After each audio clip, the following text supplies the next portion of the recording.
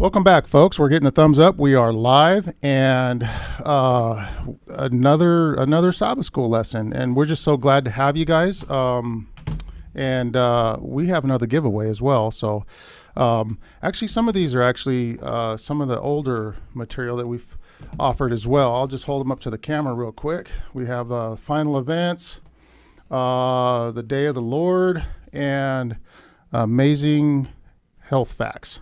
And these are all put out by the Amazing Facts, and we're offering these free with no.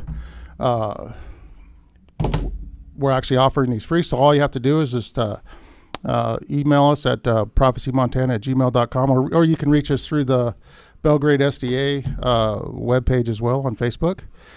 We also have the Steps to Christ and the Great Controversy. All come highly recommended. So, guys, reach out to us, and we'll make sure you guys get some of that material sent to you. All we need is your address. We don't even need your name. That's awesome, man. That's a lot of stuff.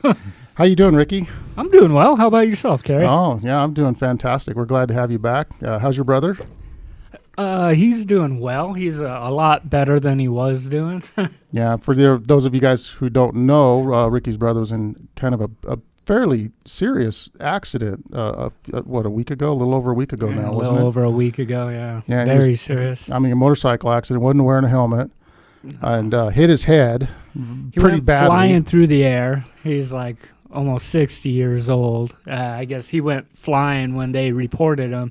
They reported him dead and stuff. It was like, oh boy. Yeah, but no, by the grace of God, he lived. By the grace of God. So, and your brother's starting to reach out and starting to learn a little bit about, God and the wonderful works. Yeah, then he was wanting to get another motorcycle. I'm like, you're crazy. I'm like, you shouldn't tempt the Lord. He's like, what are you talking about? I'm like, whenever you put your life in jeopardy, you're testing the Lord. And he goes, oh, never really thought about that. Yeah, I mean, how many more times is the Lord gonna protect you if you're doing stupid things? So, but as our custom, we have guests with us, and we have two very special people with us this morning. We have retired pastor Tom Glatz with us, and his good to be here, Kerry. Yeah, well, it's very nice to have you. It's awesome. And his very lovely wife, Linda. Good morning. Now he's the half, and she's the better half. So that's how that always works. No. Yeah. So Ricky, what is your brother's name? Danny. Danny. Okay, I think you've said that before. I just didn't remember. Yeah. Yeah. So Pastor Tom is going to lead us out this morning on the discussion. And we are on lesson 6. Let me see here. He died for us is the title of our lesson. And again, we're just so glad that you guys have joined us. So, Pastor Tom? Very good. Well, we're going to have a little fun with this one. He died for us. And we're going to take a look at the opening text here, the memory text. As Moses lifted up the servant in the wilderness, even so must the Son of Man be lifted up, that whoever believes in him should not perish, but have eternal life. That's interesting. That's right next door to the most famous Bible text. I bet you even atheists could quote John 3:16, but this is one that leads us up to it, and it reminds us that we want to have. There's a reason for the cross. Now, it was predicted, and notice here in our memory text in John 3:14, and Moses lifted up the serpent in the wilderness. So what was the story behind that Moses lifting up the serpent? Does anybody remember what that's about? Yeah, so if I can recall correctly, that was when they had sinned against God, and God had sent serpents. Fiery serpents, wasn't it? Fiery serpents. And yeah, there's been a lot of descriptions of what these might have been, but I've heard some people say that they were like about the size of a large worm. Maybe they were just little tiny things, and they were striking people, making them sick, and they were dying. And the God had given them, or God had instructed Moses to make a brazen serpent and put it on a pole, and that whoever was to look upon this serpent would be healed. Right. Would live, actually, right? Because they were going to die if they got bit. They were certainly going to die, yeah. this is a strange kind of I don't know. It's something strange that you would do to put a serpent up to represent Jesus. Yeah, well, and that is very strange, but at the same time, it was symbolic. Amen. Because the symbol of I can't really explain exactly why you have a serpent up there, but I do know that God asked them to look at that serpent. And what was the real act of faith there? Well, they had to. Well, it wasn't asking much on their part at all. All they had to do was just Trust God and look. all they had to do was look. Just look, right? Yeah, Yeah. that's it. So why would God do that? It seemed kind of arbitrary. It does seem a little arbitrary. Like you said, it was symbolic, pointing to Christ, of course, and he bared this sin. He became sin for us. Mm-hmm. And all those who look upon the Lord, will live if we believe. That's the analogy, but where does the serpent part come in? And I've heard people say, well, Jesus was made to be sin on our behalf. That's what I was so that has to be kind of, the whole thing. But in essence, the serpent did die at the death of cross, or at the death, of Jesus at the cross. I mean, the serpent was destroyed, and his power was destroyed at that point. So maybe that was also a representation of that as well. His head was crushed. His head was crushed. Linda, do you have anything to offer? It's kind of interesting because even now the medical community uses a serpent up on a pole as kind of a representation of healing, of hope. And so it's a theme that's carried through, not in just the religious world, but a symbol of caring and of hope that people have. Yeah. One of the it seems arbitrary, but it's kind of like the tree of the knowledge of good and evil. I was just thinking that just now. Yeah, that seemed arbitrary as well, didn't it? It was very arbitrary, and yet it's kind of like a voting booth. It's Adam and Eve had a choice to vote for God by avoiding the tree, or vote for Satan by taking fruit from the tree. Mm-hmm. And you have the opportunity to vote for God by looking at the serpent. In a sense, Jesus is the serpent. And I know this is terrible to think about it, but what does the Bible give us? There's a text in the New Testament that gives us a picture of that. Of Jesus being the serpent? Yeah. Oh, I'm trying to think. He became sin for us. He became sin for us. Yeah, sin for us, That's right. what So if he became sin for us, in one sense, Jesus represented the most sinful man ever existing. Yeah, Not that he had ever sinned, but he had to take the penalty. but he had all that sin on him. Yeah, like cursed be the man that be hung on a tree. Yeah. Everything was a curse. Yeah. I mean, for Jesus. That's a good point. Yeah, and so, yeah, that was in Deuteronomy, wasn't it? I'm not for sure where, but I'm pretty sure that's the first time it was. Well, maybe it was mentioned once before in Leviticus as well, but cursed is he who hangs on a tree. Mm-hmm. Mm-hmm. Well, let's take a look at Sunday's lesson from the foundation of the world. Linda, could you read that little section there? We're going to look at Revelation chapter 13, verse 8, and then Acts chapter 2, verse 23. Okay, I'll take Acts if you got somebody has Revelation. I'm just wondering if I could go back to Sunday's lesson just a Yes. little bit more here. I was thinking about last week's lesson about resurrection, about that we looked last week at 6 different examples of people who were raised from the dead. And then the hope that gives, and now looking at this lesson where Jesus died for us. And in Sabbath's lesson, it uses one text here. It's 1 Corinthians chapter 15, verse 18. And I want to back up just a little bit.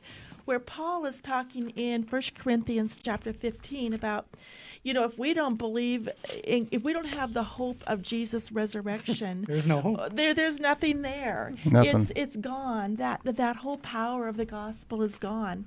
And as he's just kind of commenting about this, he says, for if the dead do not rise, then Christ is not risen. And if Christ is not risen, your faith is futile, and you shall still live in your sins. I mean, what do we do if Christ can't take our sins? If Christ is not lifted up and is not that one that we can look at. And then there's an interesting text, verse 18. It says, then also those who have fallen asleep in Jesus have perished. Meaning that's it. No hope. Even if we believe in Jesus, if there is no resurrection, they've perished. Yeah. They're gone. If in this life only we have the hope in Christ, we are of all men most pitiable. Like miserable, because Yes, we're yes. living up to something that we're not. We're totally going, like, our nature is a sinful nature, and we're learning to be good, and it's a battle. It's almost like we're going against our nature, which isn't an easy thing to do. No. It doesn't feel good to go against your nature, and it's contrary to everything that we know and believe. And for something that, if it's a false hope, what's it all for? Yeah. So Jesus is central to our faith. Amen. And the fact that there is a resurrection, and we studied those last week about various people being resurrected, and now it's like the lens is coming in real tight on Jesus, that Jesus died for us, and that we do have that evidence in the Bible that he was resurrected. And so I love that about this lesson, that that Jesus is central. And that if we do not have the hope of his dying and resurrection for us, then we are of all people most pitiable. And yet, and the part about that those who have fallen asleep in Jesus, if there's not a resurrection, then they're still sleeping there forever. And it's Dave was talking about the very same thing last week, wasn't he? Mm-hmm. About that same theme, about the resurrection of Christ. And if Christ didn't resurrect, then what are we all doing here? And so, I mean, that speaks loud. We probably wouldn't be here, I'm sure, if he didn't resurrect, right? Well, I mean, look at all the enemies that he had. You would think that if the resurrection didn't take place, they would have evidence of it to this day. Mm-hmm.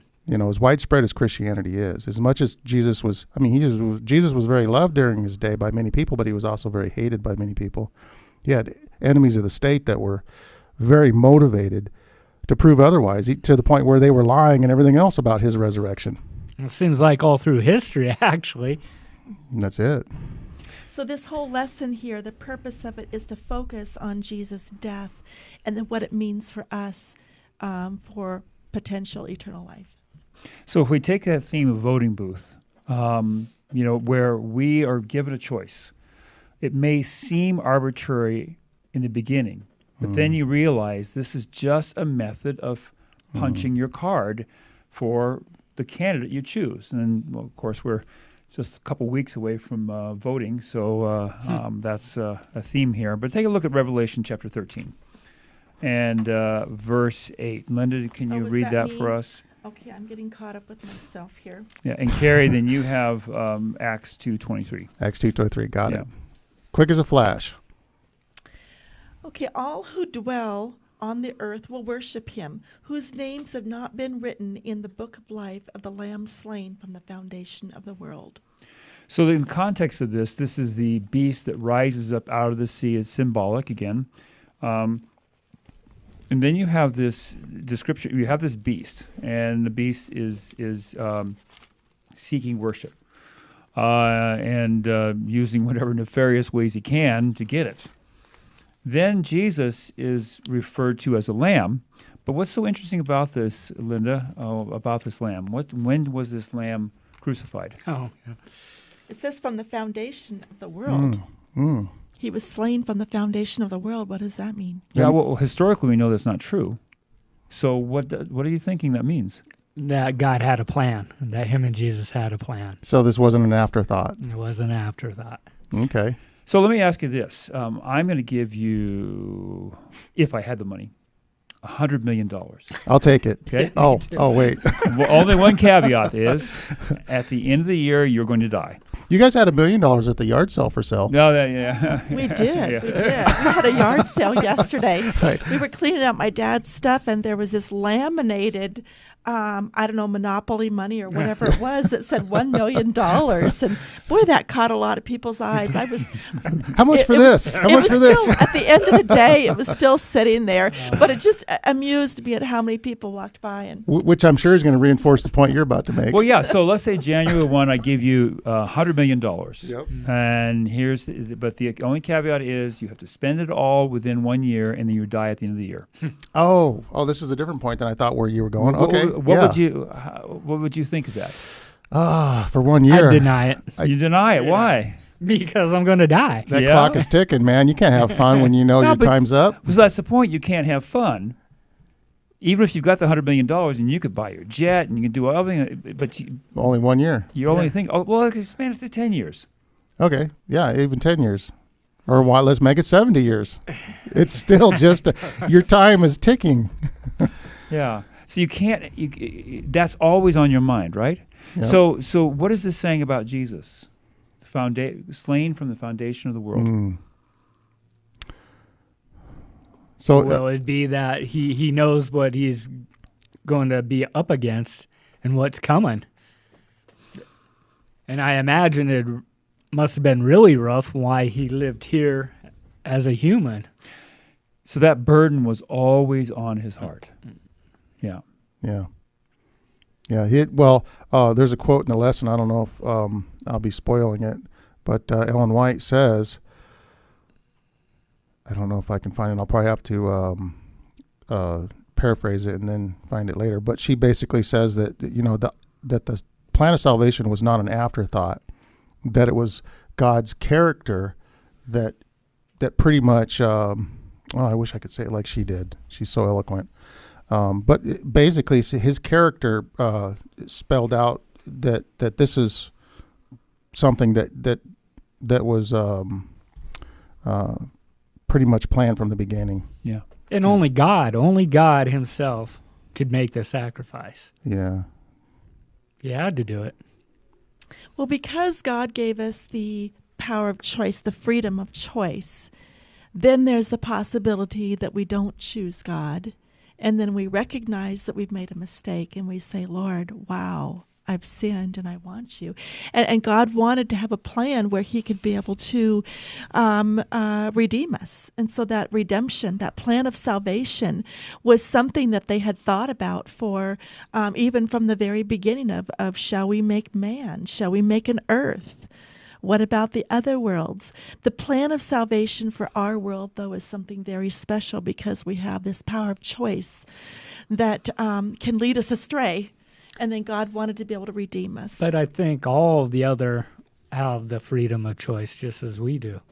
And when we're up in the heaven and the new kingdom, we'll still have that power of choice. Yeah, but without the nature to spoil. Yeah, without the to spoil nature. our everyday interactions. So let's look at Acts 22:23. Okay, so Acts. I had it and I don't. Hang on, I'll get it again. Acts 2:23. Him being delivered by the determined purpose and foreknowledge of God, you have taken by lawless hands, have crucified and put to death. Okay, who's being blamed here?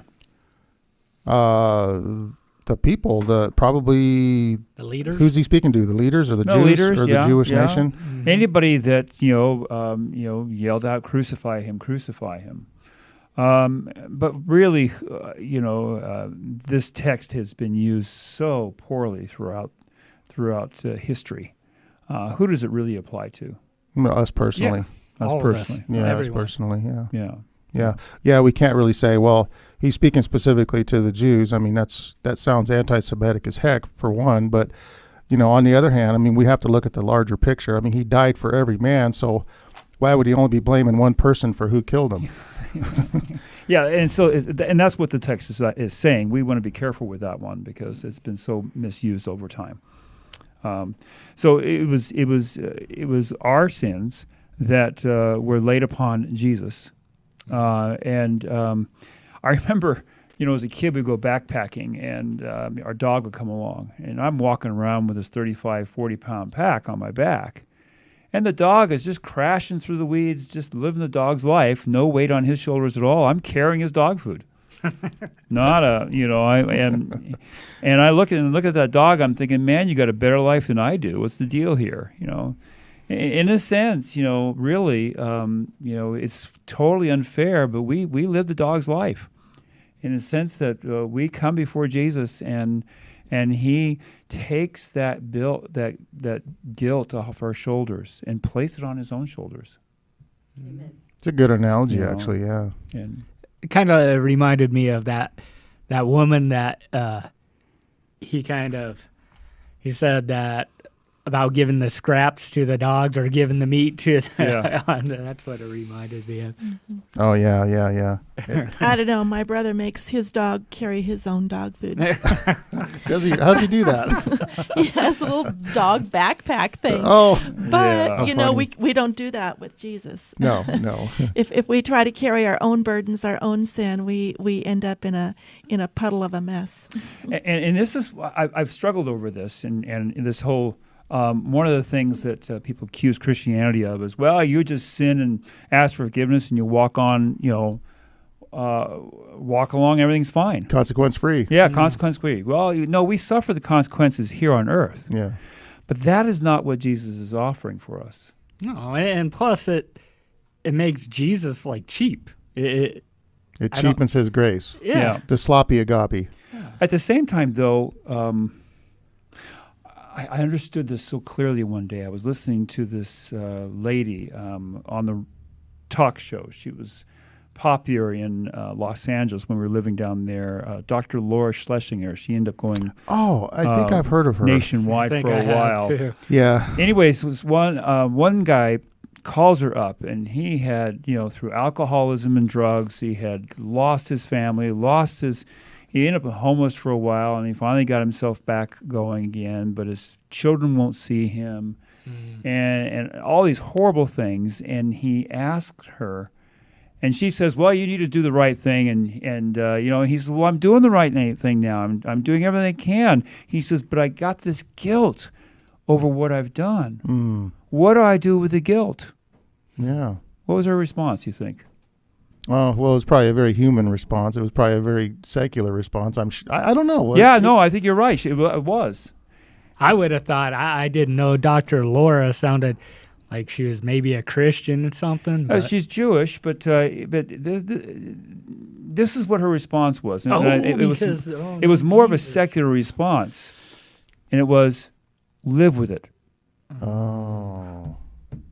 Well, this guy had a burden on his shoulders that I could not survive. When the pain going on in his heart as he was expressing it, and all he got was live with it. And the human psyche cannot handle this debt upon our shoulders. It's a massive debt that we're experiencing, and it drives us to drink.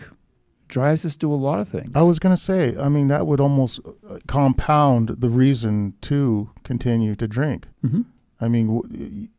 You would take the source of the burden or the source of the pain away. It would be that much easier to lay aside those types of things. Yeah, because it's an escape. People use all the sins for escape. Drugs, alcohol, sex, whatever it be. Yeah, they put them in a different place for a little while. They can feel better about themselves. They can forget for at least a few minutes anyways. So in this world, in our lives, we do live with the consequences of sin, but Jesus takes the burden of the guilt. Amen. Is that Yeah, right? amen. No, that does make sense because I've known people that were converted in prison, let's say, and for heinous crimes, and so those crimes would haunt them their whole lives until they gave their life to Jesus, and then that burden was lifted. Even though the consequence was not lifted, they were still in jail. They were, and some prisoners may think, well, I'll give my life to Jesus. How come he's not releasing me from prison?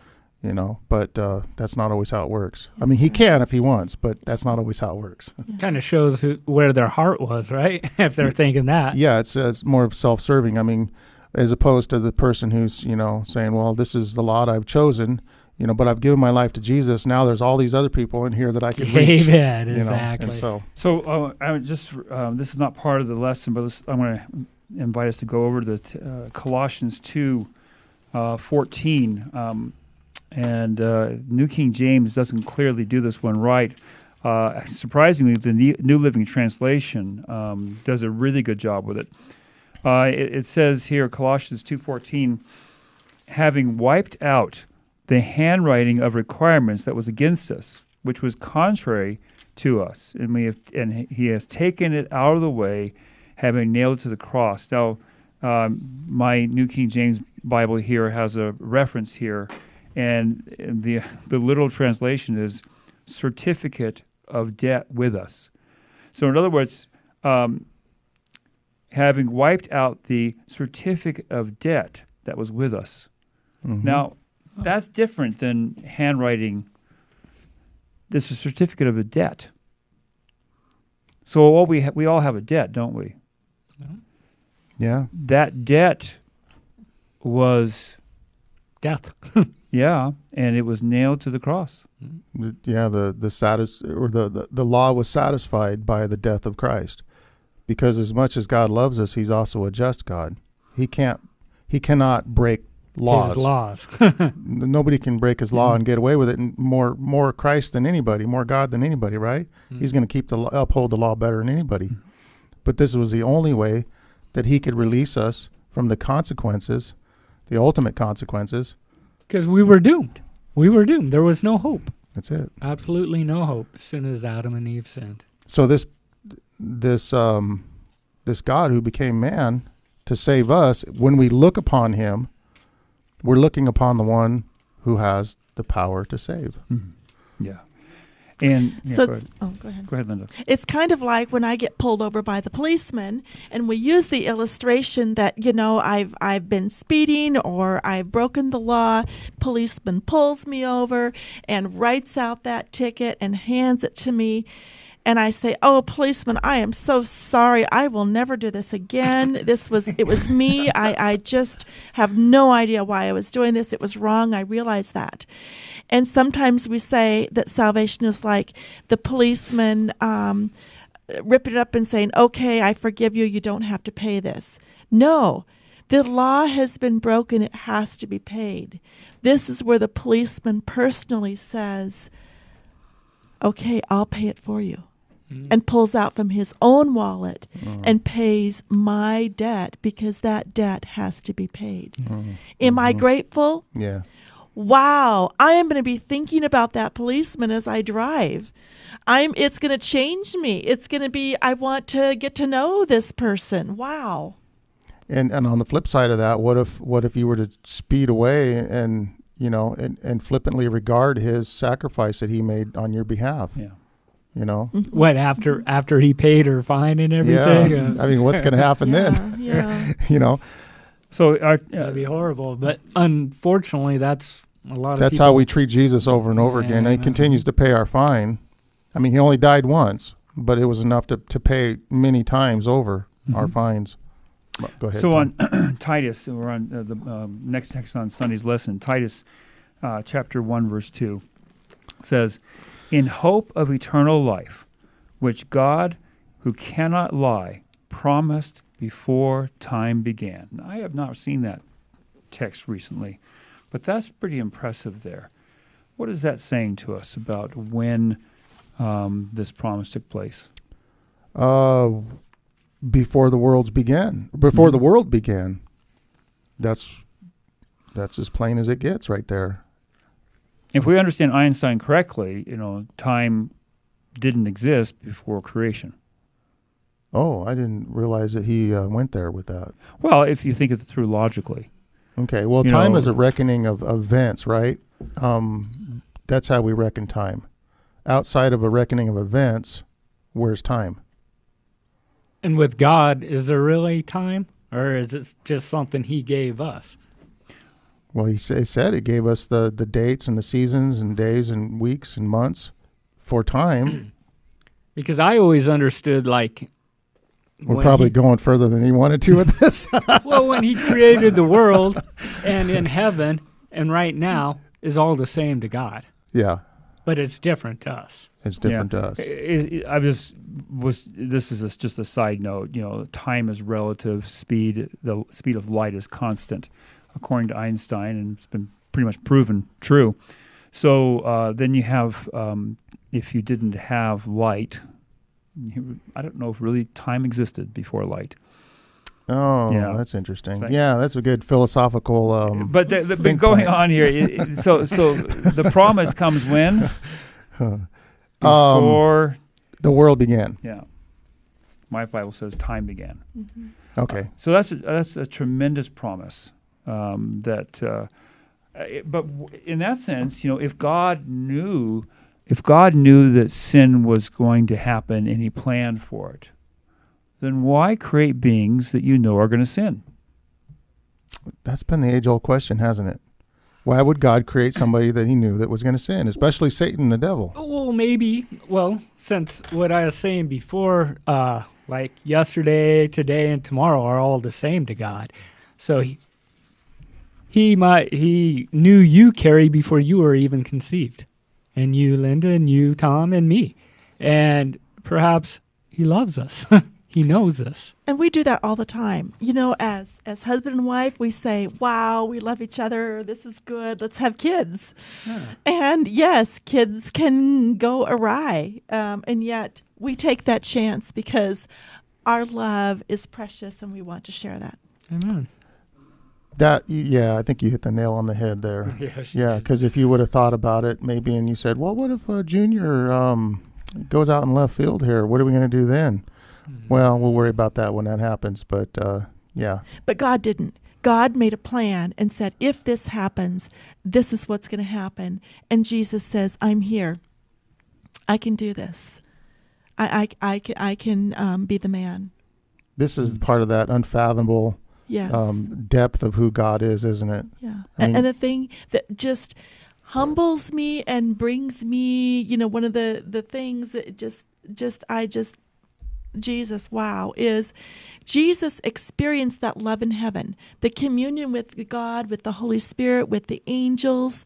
And there was a point that when He died, He was not, there was darkness, the Bible says. There was darkness, and it wasn't clear to Him that He would be resurrected. He, in His mind for a time, must have thought that He was really giving up that relationship in heaven so that we could experience that same relationship in heaven without Him. Yeah, because He died, you know, the second death, the death that people don't return from. And He would have to be the second death because the first death people don't die is not the punishment necessarily. The second death is the punishment for sin after And the the judgment. separation from God. The separation, the eternal separation from God. And while the Scripture said that He would rise again, all He had was faith to go on. Wasn't it? Yeah, I think it was out of love for us. Just out of love. He wasn't for sure. Well, He was willing to die eternally for us and never to come back again. That we'll just say it that way. Yeah. That's His depth of love that He has for mankind. So going on to Monday's lesson, the preface of the cross, I find this very fascinating. If we want to turn our Bibles to Matthew chapter 16, starting with verse 21, it's the reaction of the disciples. Now, we talk about the cross because I'm 60 years old. I've known about the cross for all my days. I didn't grow up in a really religious home, but I had a mother who was what I would consider a nominal Christian, and she would we would talk about it once in a while. And so at least I've known about this for 50 years. But this is the disciples hearing this for the first time. And it's beginning to set in. And Ricky, are you comfortable reading? This is Matthew 16, verses 21 to 23. All right. From that time forth began Jesus to show unto His disciples how that He must go to unto Jerusalem, and suffer many things of the elders and the chief priests and the scribes, and be killed, and be raised again the third day. In the very next chapter, he says it all over again. He says, the Son of Man is about to be betrayed into the hands of men, and they will kill him, and the third day he will be raised up. And they were exceedingly sorrowful. Mm-hmm. Yeah, and Ricky, finish reading 22 and 23. Yep. Then Peter took him and began to rebuke him, saying, Be it far from thee, Lord, this shall not be unto thee. But then he turned and said unto Peter, Get thee behind me, Satan, thou art an offense unto me, for thou savorest not the things that be of God, but those that be of men. So Peter didn't react very well to this, did he? No, he thought he was doing Christ a favor by standing in the way of his death. Which, why was Christ even here in the first place? He was here to do just that. He was taking care of his master or whatever. But he called Peter Satan, which Satan must have influenced immediately right then, and Jesus perceived it, the mind of Peter. Well, that brings up the question, is he really blaming Peter here? Yeah, well, exactly. Satan, seemed like, right? He's really casting it at Satan. Yeah. And he's rebuking Satan for the influence he had on Peter. It's a good thing that I was not Jesus' manager, because he would have drove me nuts. because I would not have understood his purpose. Yeah. Any manager would have. The problem is his purpose is just so strange. Can you imagine setting him down? This is terrible for PR. I don't know what you think you're doing here, but you're blowing it, man. Basically, that's true. Yeah. And that's what Peter's doing, because he doesn't understand, his purpose. Yeah. Yeah. And well, as far as is it like a learning progress? I mean, that we're learning right now, that Peter was learning, and it takes time. Yeah, absolutely, and 100%. A process to actually learn. Jesus didn't cast him out right then, and even after he denied him, he didn't cast him out. He even gave him a chance to redeem himself by asking him 3 times if he loved him. Yeah, well, and that's the thing. Before the cross, Peter was a different man. After the cross, he was totally a different man. Yeah. It was a change that took place there. Yeah. So again, that goes back to the looking up at the cross. Mm-hmm. Mm-hmm. Yeah. Again, choosing to look at that cross, even though it may seem arbitrary, it may not make sense. Looking at that serpent back in Moses' day, it is making that choice. It's. I read an article from a guy describing the things that his wife didn't like about him. He would take a drink of water from the sink, and he would leave the glass there in the sink, and he didn't put it. She asked him 100 times, just put it in the dishwasher. She likes to walk in the kitchen, and she likes to see it clean, and she wanted him to put it in the dishwasher. And he described about 3 or 4 other things, and she divorces him. And you could really bugged her. You could look at it and say, "What a crazy woman!" But really, what was going on there? It was so simple for him to just, okay, this is bothering her. Why don't I just change it? That glass, that drinking water glass, was a voting booth, and every day for 10 years or more, he voted against her. And of course it was other things too around the house, but it was always voting against her. Yeah. And he in the article he wrote, he says she wasn't crazy. She was getting a very clear message from me that what you care about doesn't matter to me. Yeah, pretty much. Yeah, that makes sense. I mean, if you love somebody and you're doing something that obviously bothers them that bad, I mean, why would you do it? The Bible tells us if the, how does it say that? If something that your brother or that you're doing that offends your brother, to not do it or something to that effect. Yeah. So now let's go on to November 1, Tuesday. It is finished. We're going to be in John chapter 19, going on from there. We're making that choice for Jesus, and it may seem strange, but ultimately, this is how Jesus takes on the burden from us. We may suffer consequences in this world, but the guilt that is so destructive is taken away from us, and that's good news there. Okay, John 19. This is a big section here, but let's just go ahead and look at this story here, and maybe we can just read a few verses each. Ricky, can you do verses 1 through 4? Then Pilate, therefore, took Jesus and scourged him, and the soldiers planted a crown of thorns and put it on his head. And they put on him a purple robe and said, "Hail, King of the Jews!" And they smote him with their hands. Pilate therefore went forth again and said unto them, Behold, I bring him forth to you, that ye may know that I find no fault in him. So, what was Pilate's dilemma here? Well, Pilate knew he was innocent. Pilate knew this man was innocent. Not only that, his wife had had a dream, and he was pretty upset about this whole affair. And he was trying to get Jesus off. But the Jews wanted him dead. Yeah.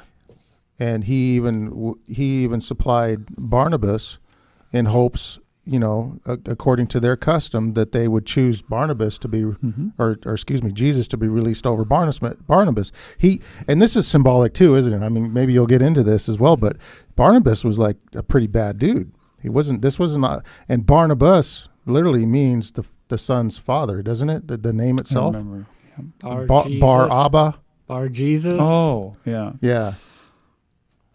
Yeah, or the son of the father, or something to that effect. Yeah, it's yeah. And so they were basically, but see, Jesus again, he takes the punishment for the son of the father, and he takes the punishment, and he's the innocent one, and the murderer is the one chosen. Get away scot-free. Yeah. They choose the murderer.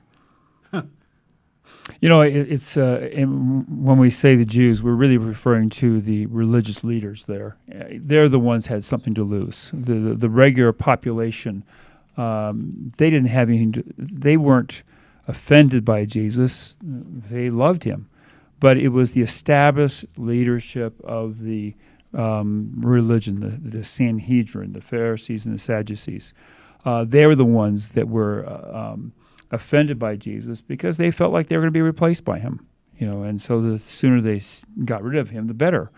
And so they were the one crying out, crucify him, crucify him.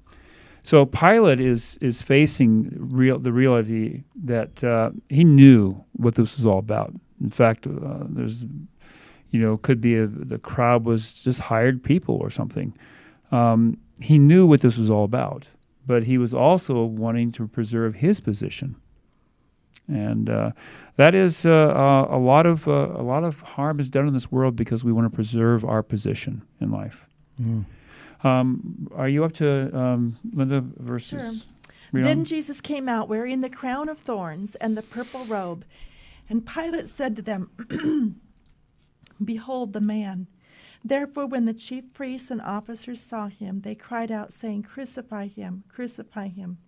Pilate said to them, "You take him and crucify him, for I find no fault in him." Then the Jews answered him, "We have a law, and according to our law, he ought to die, because he made himself the Son of God."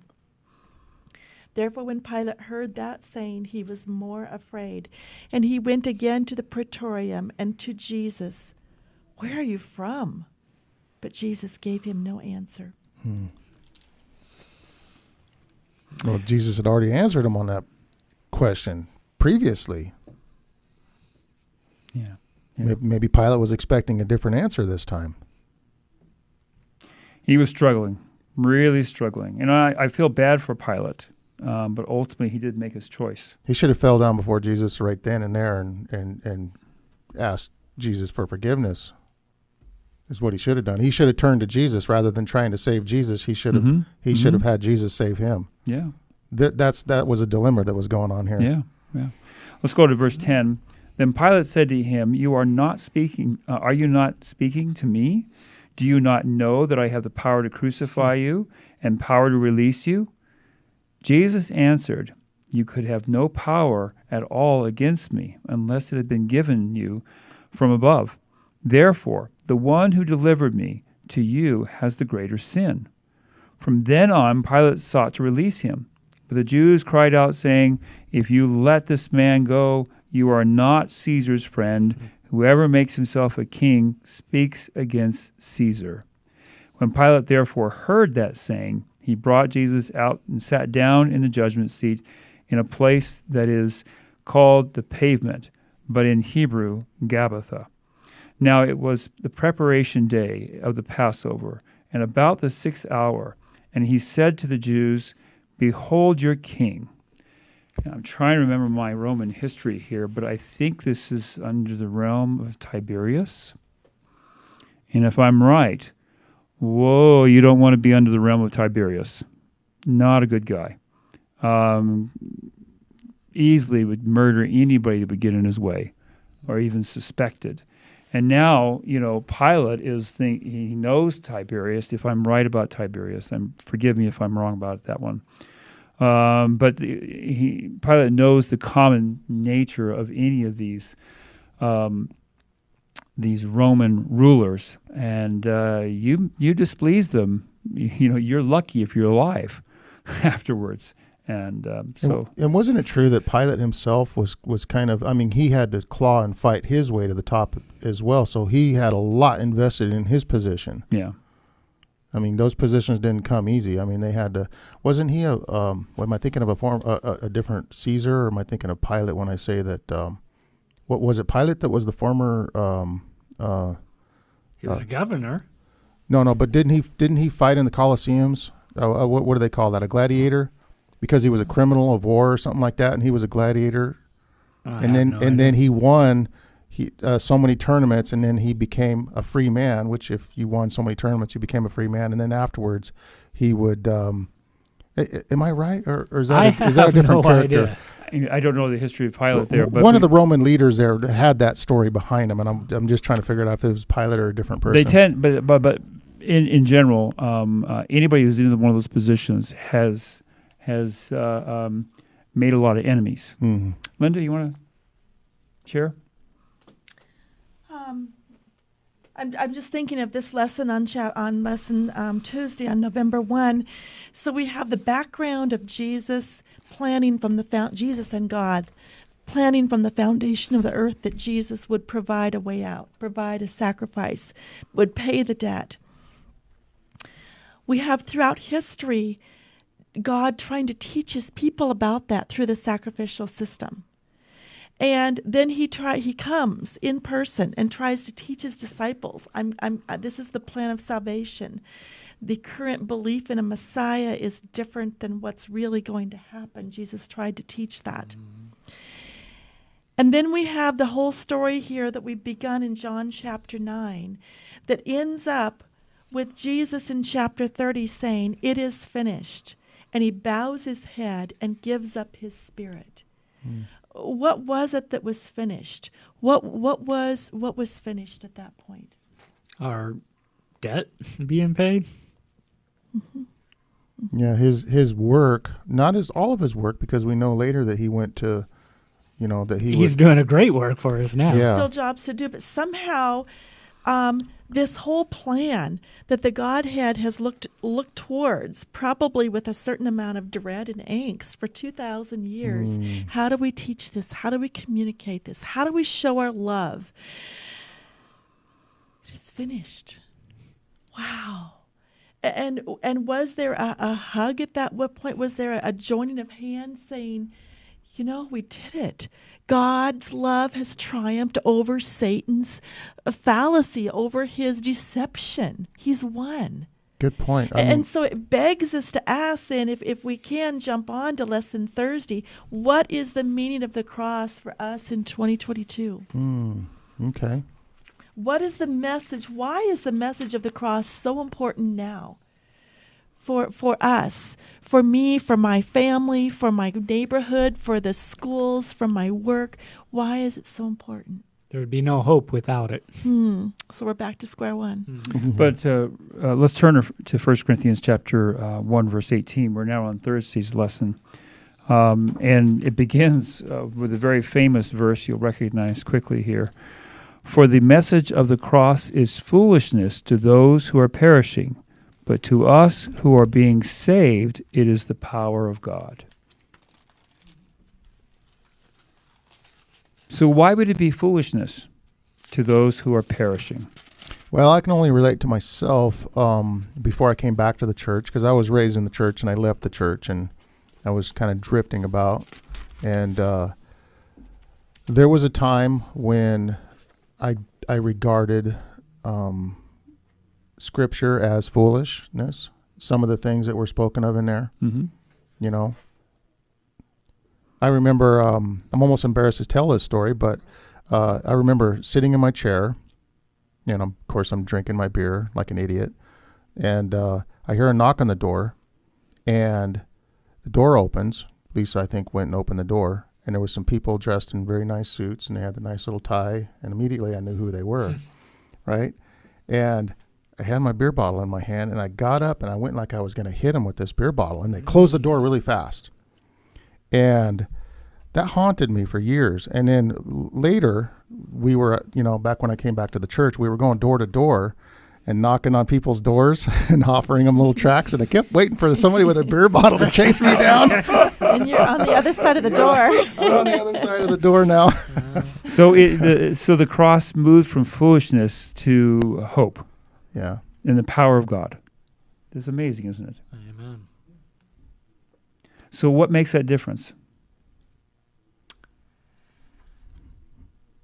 Well, I don't know. Like the guy that you were talking about, he had to deal with his own burdens. I mean, it's torture. It's a heavy weight.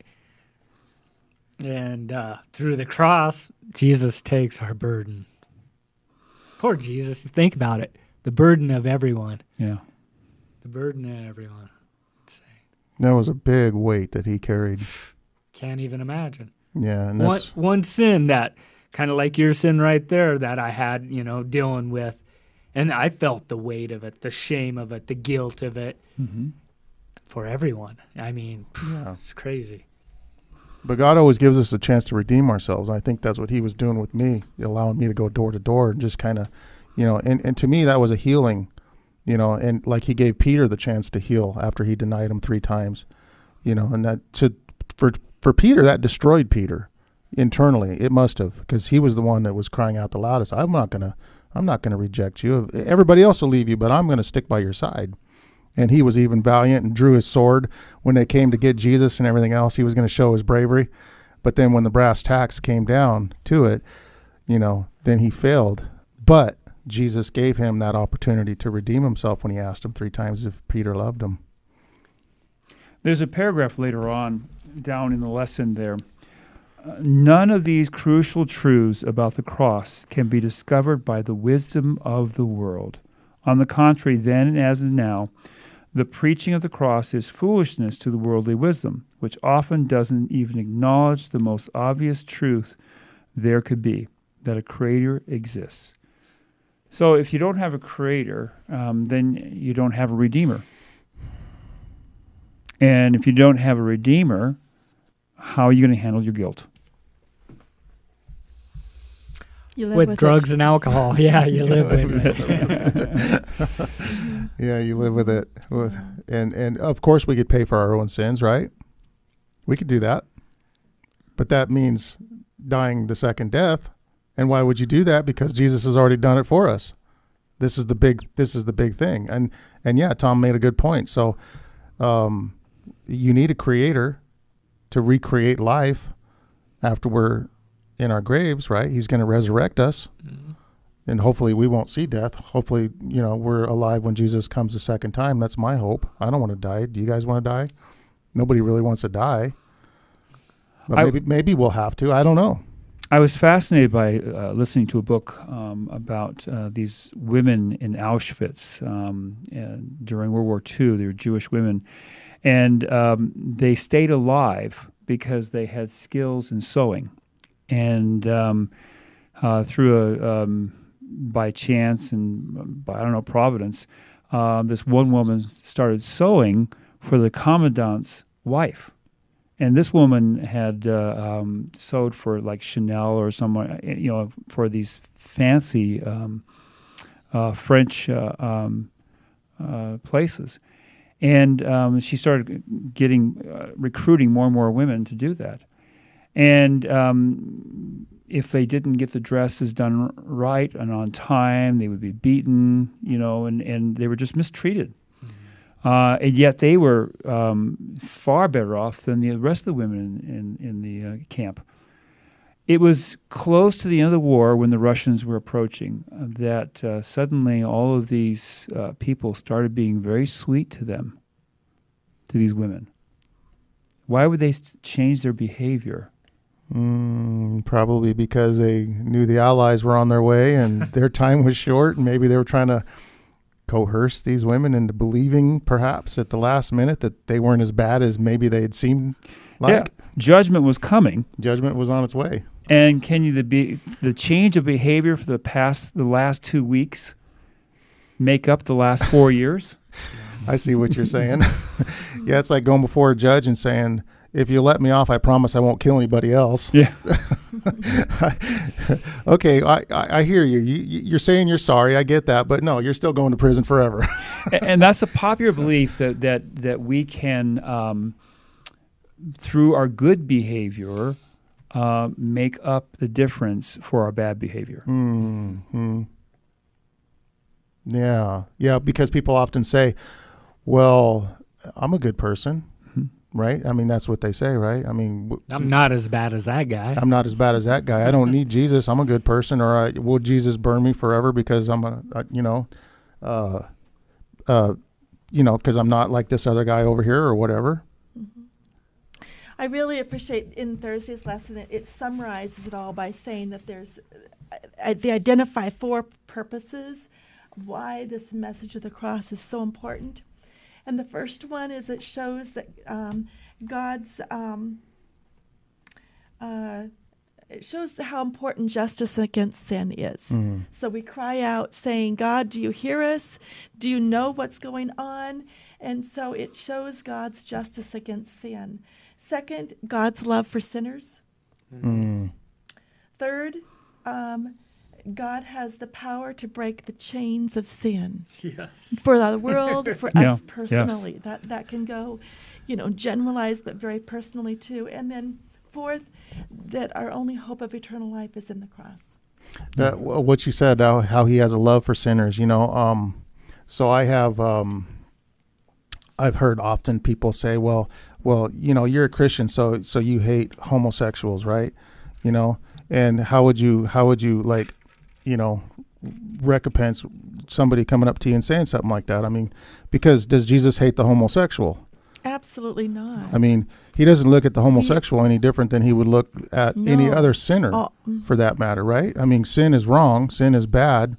It's what's destroying mankind, but he loves the sinner. He hates the sin. There's a difference. And my sister has often accused me of that because her son is homosexual, and she's often said, well, you hate my son. I says, that's no. That's crazy. Yeah. No. He's my flesh and blood. How is that even possible? God does not want us to be doing things that are harmful to us. He doesn't like the alcohol that destroys the family. Yeah.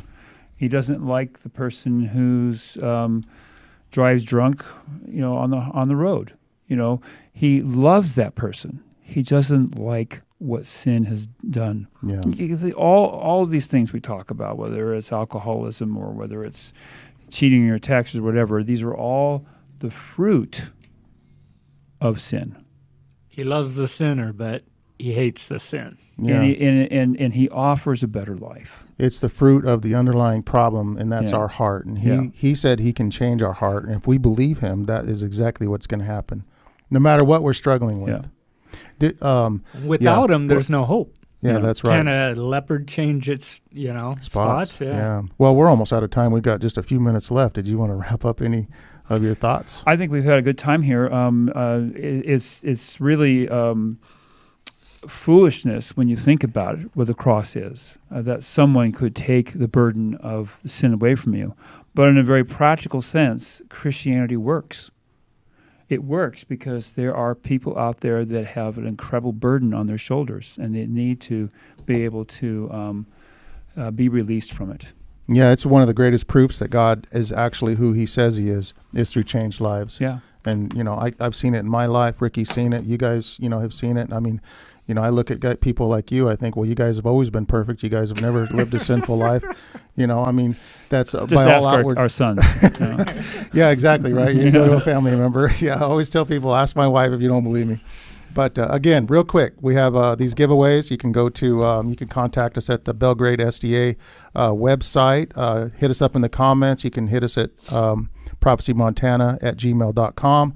And thank you for watching. We'll see you guys next time. And don't forget to pray for us. And if you guys have any prayer requests, you can put them in the comments as well. We'll pray for you too. And so we'll see you guys on the next one. Thank you very much for watching.